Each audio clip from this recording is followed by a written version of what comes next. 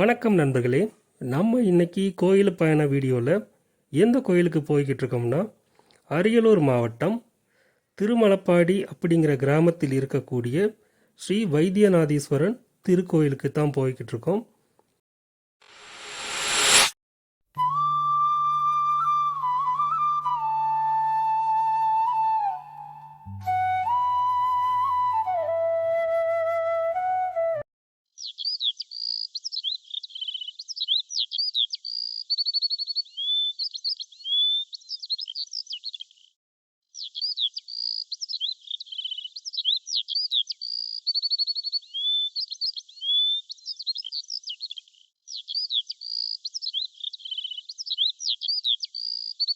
அரியலூர்ல இருந்து திருமலப்பாடி போகிற வழியில் தான் கரவெட்டிகள் பறவைகள் சரணாலயம் இருக்குது. அதனால் இயற்கை காட்சிகளை ரசித்தபடியே நம்ம பயணத்தை தொடர்ந்தோம். திருமலப்பாடி வைத்தீஸ்வரநாதன் திருக்கோயிலுங்கிறது காவேரி கரையோரம் காவேரியின் வடகரையில் அமைந்துள்ள தேவாரம் பாடல் பெற்ற தலங்களில் 54வது திருத்தலமாக இருக்குது.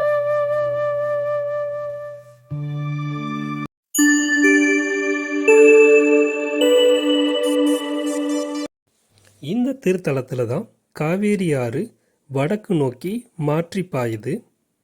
அதனால் இந்த திருத்தலம் கங்கை போன்ற புனித தலத்துக்கு அருகில் அமைந்திருக்கக்கூடிய சிவாலயங்களுக்கு நிகராக பார்க்கப்படுது.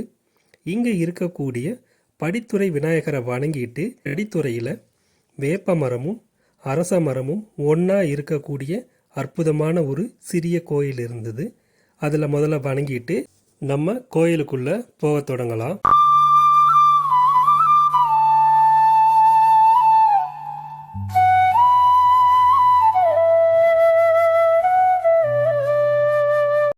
கோயிலுக்கு முன்புறத்திலேயே அந்த காலத்தில் கட்டப்பட்ட காவல் மண்டபமும் இலைப்பாறு மண்டபமும் இருக்குது. கோயிலுக்கு எதிர்த்தாப்போலேயே அழகான ஒரு ஆலமர கூட்டமே இருக்குது. காவேரி கரை ஓரத்தில் மிக அற்புதமான ஒரு இயற்கையான இடமாகவும் இந்த கோயில் இருக்கு. அற்புதமான 7 நிலைகளை கொண்ட கம்பீரமான ராஜகோபுரங்களை தரிசனம் பண்ணிட்டு நம்ம கோயிலுக்குள்ள போக தொடங்கலாம்.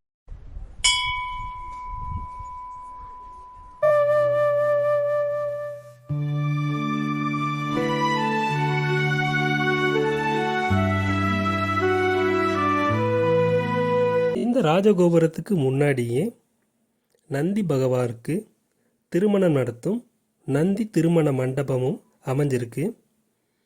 நந்தி பகவானுக்கு சிவனே வந்து திருமணம் செய்து வைத்ததா இந்த கோயிலோட ஸ்தல வரலாறு சொல்லுது. கோயிலோட முக்கியமானது ஒரு நிகழ்வா பங்குனி மாதம் நடக்கும் நந்தி பகவானோட திருமண நிகழ்வு இருக்கு. இதற்கு சுற்றுப்புறத்தில் இருந்து ஏகப்பட்ட பக்தர்களும் பொதுமக்களும் திரண்டு வர்றாங்க. நந்தி திருமணத்தை பார்ப்பதற்கு முந்தி திருமணம் நடக்கும் அப்படிங்கிற ஐதீகமும் இந்த கோயிலில் பின்பற்றப்பட்டு வருது. பங்குனி மாதம் நடக்கும் நந்தீஸ்வரரோட திருமண நிகழ்வு இந்த கோயிலோட ஒரு மிகப்பெரிய திருவிழாவாகவே நடத்தப்படுது.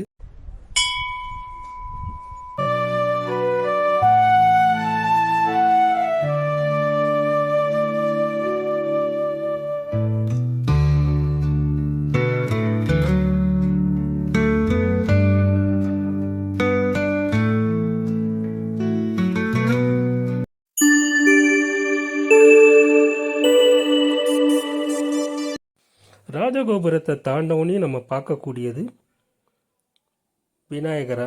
விநாயகருக்கும் கொடிக்கம்பத்துக்கும் இடையில இருக்கக்கூடிய குழியை தான் இங்கே நவகிரக குழி அப்படின்னு கும்பிட்றாங்க.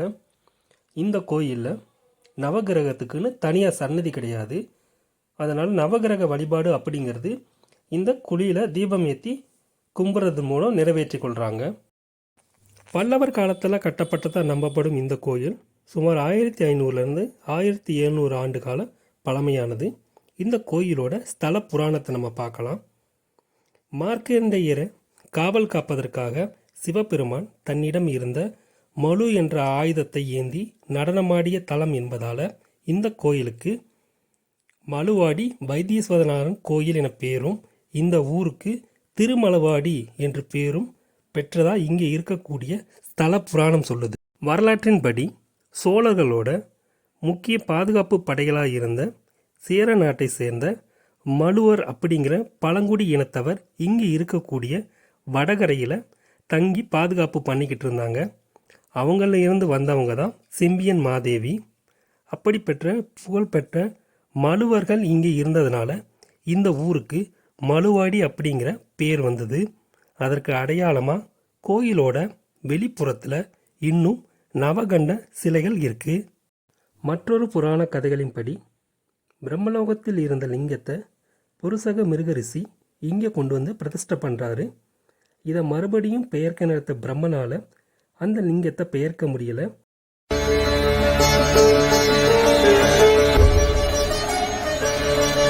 அப்படிப்பட்ட சக்தி வாய்ந்த லிங்கத்தை பார்த்து வைரத்தூணோ அப்படின்னு சொன்னதுனால இங்கே இருக்கக்கூடிய லிங்கத்துக்கு வைரத்தூணோநாதர் அப்படிங்கிற மற்றொரு பேரும் இருக்குது. இங்கே மூலவர் சன்னதிக்கு வலதுபுறத்திலேயே நந்தியம் பெரும்பாலும் அவரோட மனைவியான சுயசாம்பிகையும் திருமண கோலத்தில் காட்சி தர்றாங்க. இந்த திருமணத்தை நடத்தி வச்சதே சிவபெருமான் தான். இந்த கோயிலோட மூலவரான வைத்தீஸ்வரனாருக்கு பக்கத்திலேயே பாலாம்பிகை அம்மனோட சன்னதியும் வெளிப்புறத்தில் சுந்தராம்பிகைக்கு தனியாக சன்னதியும் இருக்குது. இந்த கோயிலில் இருக்கக்கூடிய மற்றொரு முக்கியமான சிற்பம் யானை உரி போர்த்தவர் அப்படிங்கிற சிவனோட இந்த சிற்பம் தான். இது யானையோட தோலை உரித்து உடையா போர்த்தியவர் அப்படிங்கிற வண்ணத்தில் இந்த சிற்பம் செதுக்கப்பட்டிருக்கு. உட்பிரகாரத்தில் வெளிப்புறத்திலேயே பைரவர்களோட சிற்பங்களும் இங்கே செதுக்கப்பட்டிருக்கு. இங்கே இருக்கக்கூடிய மற்றொரு அபூர்வமான சிற்பம் வெகு சில இடங்களில் மட்டுமே காணப்படும் கார்த்தியாயினி அம்மனோட சிற்பம். இவர் மயில் வாகனத்தோட காட்சி தரும் அம்மனோட சிற்பம் இந்த கோயிலில் இடம்பெற்றிருக்கு.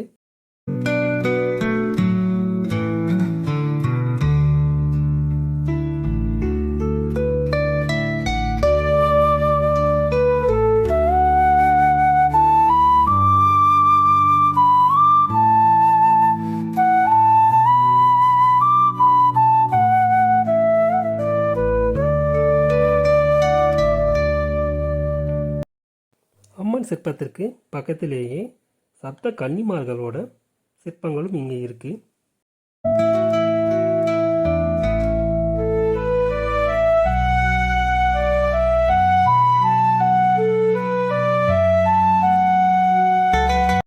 மூலவர் சன்னதியின் மறுபுறத்தில் அழகிய சுந்தர விநாயகரோட சிற்பமும் அதற்கு பக்கத்திலேயே அகத்திய மாமுனிவருக்கு தனியாக ஒரு சிற்பமும் இங்கே செதுக்கப்பட்டிருக்கு.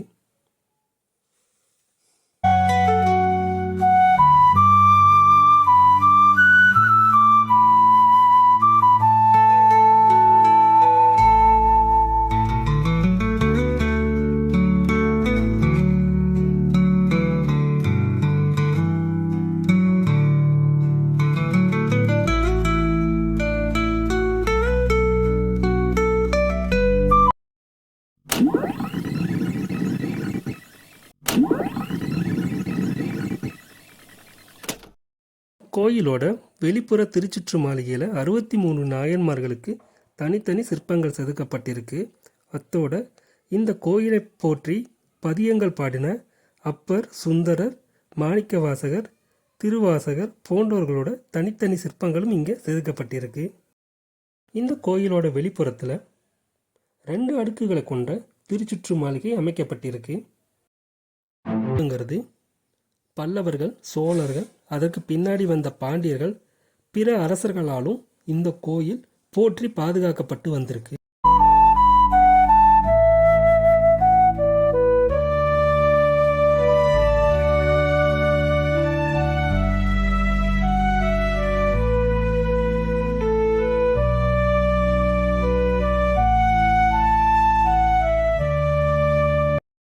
இந்த கோயிலோட மற்றொரு சிறப்பான அம்சமாக இங்கே 2 தட்சிணாமூர்த்திகளோட சன்னதி இருக்குது.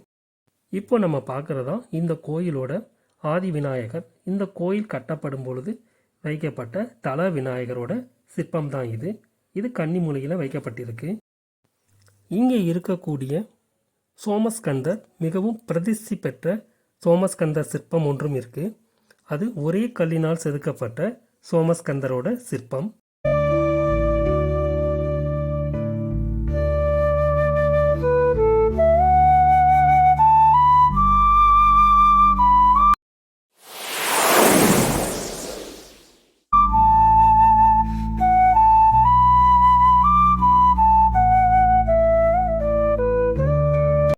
இந்த கோயிலின் பிரம்மன் சன்னதிக்கு முன்னாடியே 4 நந்தி சிற்பங்கள் செதுக்கப்பட்டிருக்கு. இது பிரம்மனோட 4 வகை வேதங்களையும் உணர்த்துவதாகவே இங்கு அமைக்கப்பட்டிருக்கு. தலையெழுத்தை மாற்றும் சக்தி கொண்ட பிரம்மனோட முன்னாடி 4 வகை வேதங்களையும் சொல்லும் 4 வகை நந்திகள் இங்கே இருப்பது ஒரு மிக அற்புதமானதொரு விஷயம்.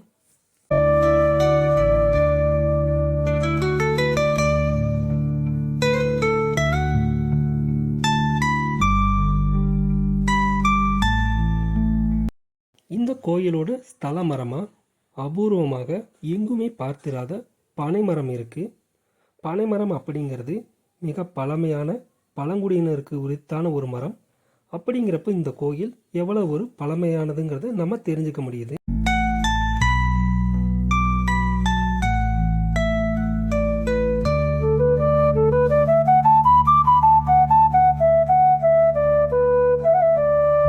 இந்த கோயிலில் சுந்தரர் தன்னோட மனைவியான பறவை நாச்சியாரோட காட்சி தராரு.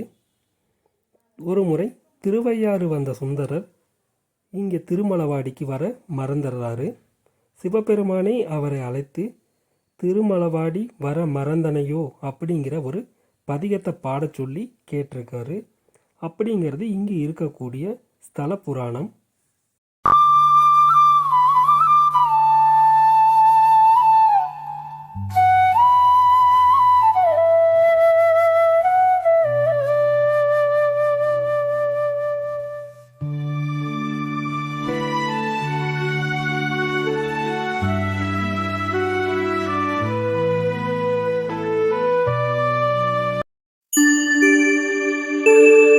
இந்த கோயிலோட பல இடங்களில் சோழர்களோட சிற்பக்கலையை நம்மால் நல்ல முறையில் பார்க்க முடியுது.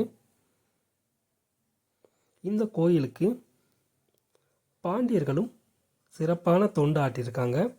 அதற்கு அடையாளமாக இங்கே பாண்டிய அரசர்களோட சிற்பங்களும் வைக்கப்பட்டிருக்கு.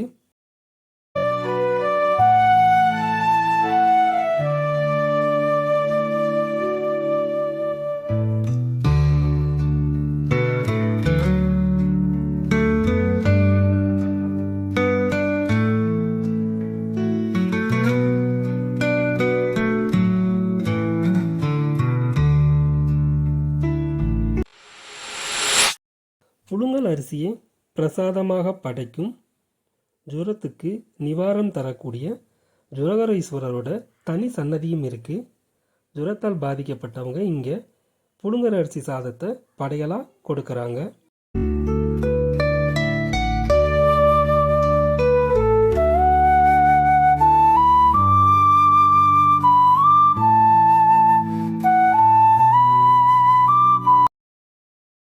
ஒருமுறை சந்திர பகவான் தனக்கு ஏற்பட்ட சரும நோய் சரியாவதற்காக இங்கே இருக்கக்கூடிய மூலவரை வணங்கி சுந்தர தீர்த்தத்தில் நீராடி தன்னோட சரும நோயிலிருந்து விடுபட்டார். அதிலிருந்து இங்கே இருக்கக்கூடிய மூலவர் வைத்தீஸ்வரநாதர் என அழைக்கப்படுகிறார். சரும நோய் நிவர்த்திக்கான ஒரு ஸ்தலமாகவும் இந்த கோயில் இருக்குது.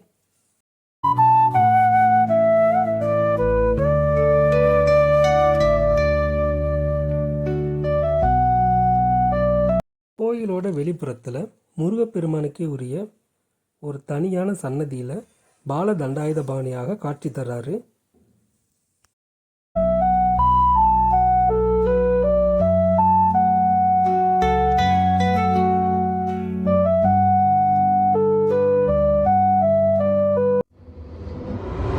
இந்த கோயிலோட முக்கிய விசேஷ நாட்களாக மகா சிவராத்திரி, அன்னாபிஷேக சேவை, திருக்கார்த்திகை போன்ற நாட்கள் இருக்கு.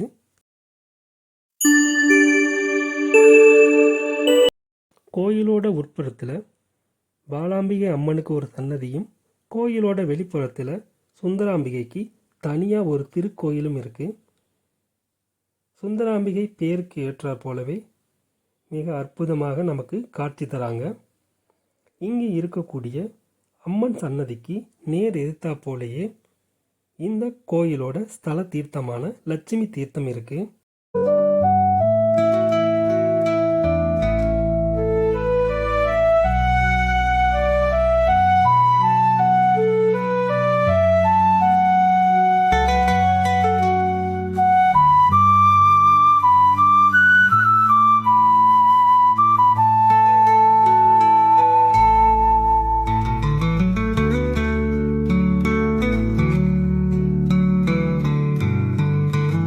இங்கே அம்மன் சன்னதிக்கு மேற்புற கூரையில் அற்புதமான பல ஓவிய வேலைப்பாடுகளை நம்மால் பார்க்க முடியுது.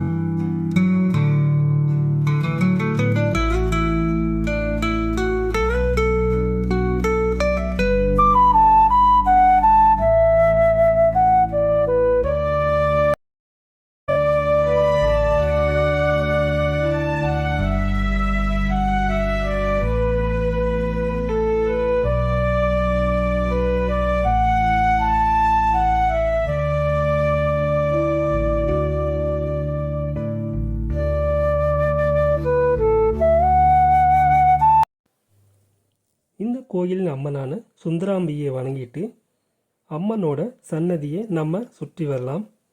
இந்த கோயில் முற்றிலும் கற்களால் கட்டப்பட்ட ஒரு கோயிலாகவே இருக்குது. பழமையானது ஒரு கோயிலுக்கான அத்தனை வேலைப்பாடுகளும் இந்த கோயிலில் இருக்குது. சோழர் காலத்திற்கே உரித்தான கல் வேலைப்பாடுகளும் கல்லாலான கதவு ஜன்னல்களும் இந்த கோயிலோட வெளிப்புறத்தில் நம்மால் பார்க்க முடியுது.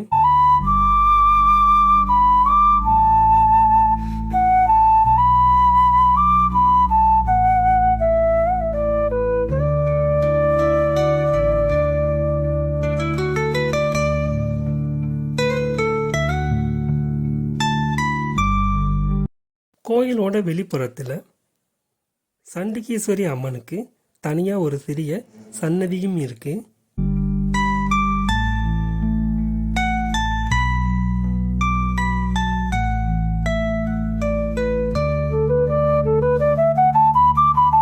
இந்த கோயிலோட ஒரு சில பகுதிகள் இன்னும் முழுமையடையாமல் இருக்கிறத நம்மால் பார்க்க முடியுது.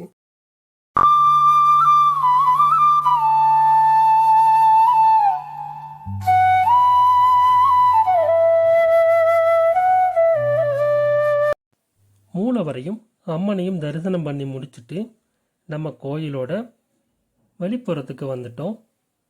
இங்கே இருந்து சிறிது நேரம் கோயிலின் 7 நிலை ராஜகோபுரங்களில் இருக்கக்கூடிய சிற்பங்களை எல்லாம் கொஞ்சம் நேரம் ரசிச்சுட்டு நம்ம இந்த கோயிலில் வழங்கக்கூடிய அன்னதானத்தை போய் சாப்பிட்டோம்.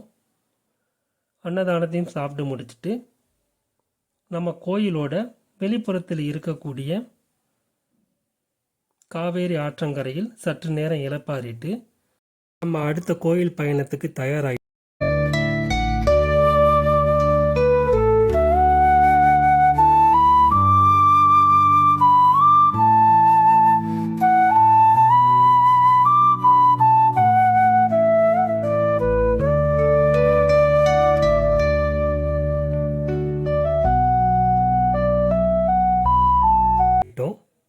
பல்வேறு வகையான வரலாற்று சிறப்புகளையும் புராண கதைகளையும் கொண்ட அற்புதமான இப்படிப்பட்டதொரு சிவன் கோயிலுக்கு கண்டிப்பாக ஒரு முறை நீங்களும் வாங்க. இன்னும் இது போன்ற நல்ல நல்ல வீடியோக்கள் வருவதற்கு நம்ம சேனலை தொடர்ந்து ஆதரவு தாருங்கள். நன்றி நண்பர்களே. நந்தி திருமணம் பாருங்கள், முந்தி திருமணம் நடக்கும் என்ற தகவலுடன் உங்களிடமிருந்து விடைபெறுகிறேன். நான் உங்கள் RR.